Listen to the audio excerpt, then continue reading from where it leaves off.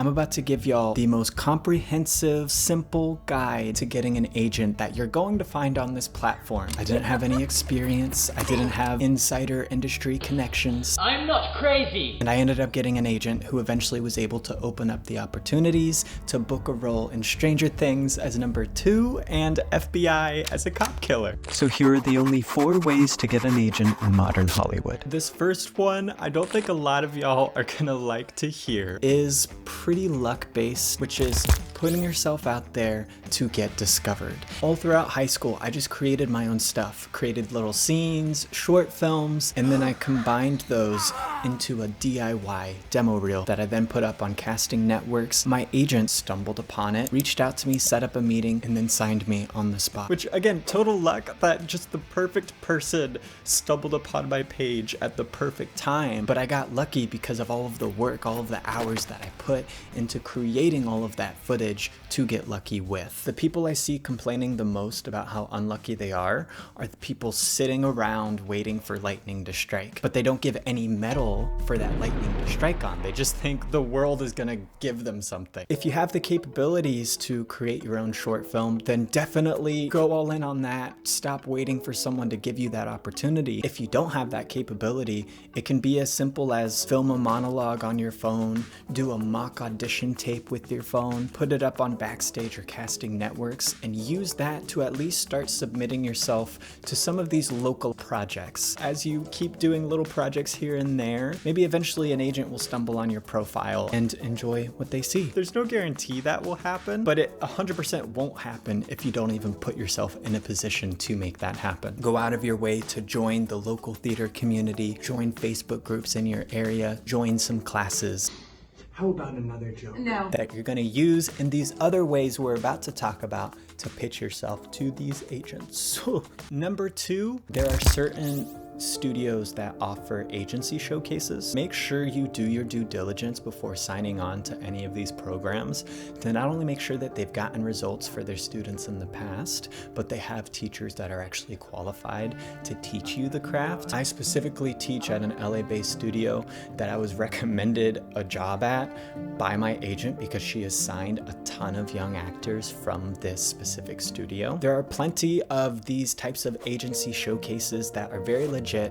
Be careful, make sure that they have genuine testimonials. This next way, you can cold submit. We're gonna go on IMDb Pro. This is the easiest way to find the right places to cold submit to. You can go to companies, talent agencies, go to company location. You have all of these different options you can choose from. If you don't see your city in this first pop-up, I'll just put Dallas. You can search your specific city and all of the top agencies in your city will pop up. One of the best is Bankston. Actually, I have a couple of friends that are with Bankston. Look at their staff. Let's look at Casey. And you can look at these specific clients that they have on their roster and prioritize the agents that don't have what you offer. It is important that you wait to do this step until you have a cohesive headshot and reel. In these acting classes, in these theater auditions, in these projects you're making yourself during this first phase of your career, really identify and create characters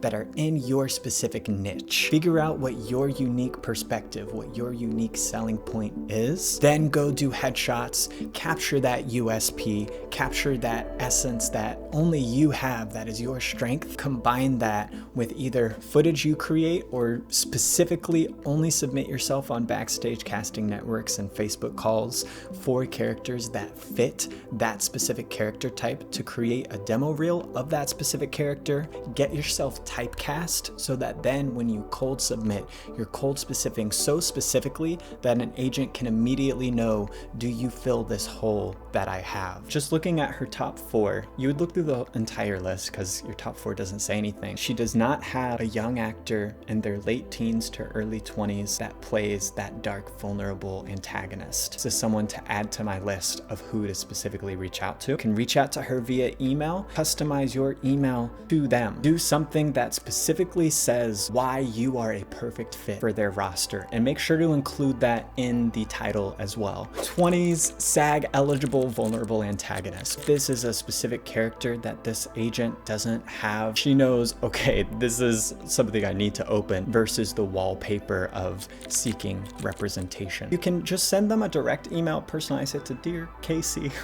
Gosh, if she stumbles on this video. Not every agent is incredibly receptive to cold submits, so just make sure you go on their website before you send that email and make sure there's nowhere that says unsolicited submissions are thrown away. Some agencies do have one specific process they want you to abide by. Now, I'm gonna go ahead and walk y'all through Actors Access. Not only are you gonna need this whenever you're doing your cold submissions, this is pretty much exactly where they're going to be submitting you from, but they have another service that will help you connect you to agents that are currently looking to add to their roster. You can start by looking at breakdowns, specifically find what region you're at. I right now am in Texas with this, which is South Central. So you have commercials, short films. You could self-submit for a major show whenever they're looking for something very specific. In Texas right now, if I didn't have an agent, I could be submitted for this Netflix show called Hunters. You could create your profile for free without the $69.99 membership. You only get 2 free photos. That can at least get you started, and then you have to pay for any other photo after that. Then you need to go add your performance video. Very important to start submitting yourself for some of the items on Actors Access. They look at actors that have headshot, resume, and reel, and then they see if they fill their quota off of those actors, and then they go to actors that are only submitting a headshot and resume. Even just one of those monologues you filmed on your phone, just by putting some video there, it boosts you up in these submissions. If they meet their quota for the number of actors they're calling in for an audition before they get to just people that don't have any video, then there's a chance you're not even being looked at. Actors Access recently has started prioritizing clips over reels. So you can do a mix of both. You can put together your own little reel. What's great about individual clips is you can customize the clips that the casting director sees to the specific character. So instead of having a widely appealing demo reel that's 4 or 5 different characters, you have specific clips that can be sent for specific characters, almost typecasting yourself. If they're calling in a very specific character type, you're a no-brainer for them to call in. When you're first opening up, figure out your one primary character type. As you keep going in your career, that's when you can start adding more headshots and more footage that can suggest other characters. So you're prepared.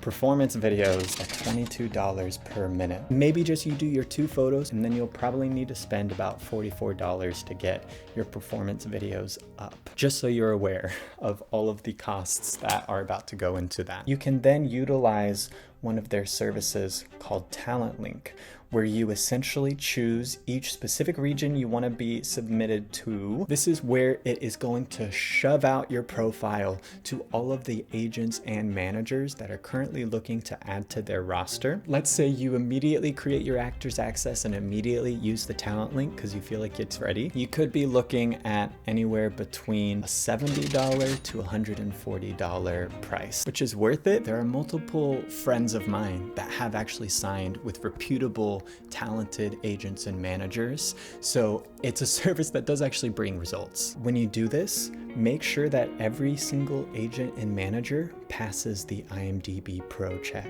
As soon as someone reaches out to you, I'll do my agent because I love her and she's amazing. Make sure that they actually have an IMDb company profile. Look through their client list and make sure that they actually have clients that have booked real projects. If all of their clients are without a profile picture, don't have any actual credits to their resume, they're probably not good enough to be worth your time. And there's me on her list, speaking of which. So this is why it is important to fill out your IMDb as well. Put as many different photos, as many different parts of your resume as you can. Last, but certainly not least, is actually something I've already referenced, which is personal referral. There are 2 different ways you can get a referral to an agency, and I actually have gotten an agent through referral. First is just a fellow actor that you maybe meet on set or in a classroom. This, of course, sets you apart a lot more from from a cold submission. I actually cold submitted to an agent, heard nothing, and then got a referral and immediately was signed on the spot, which was through the second path,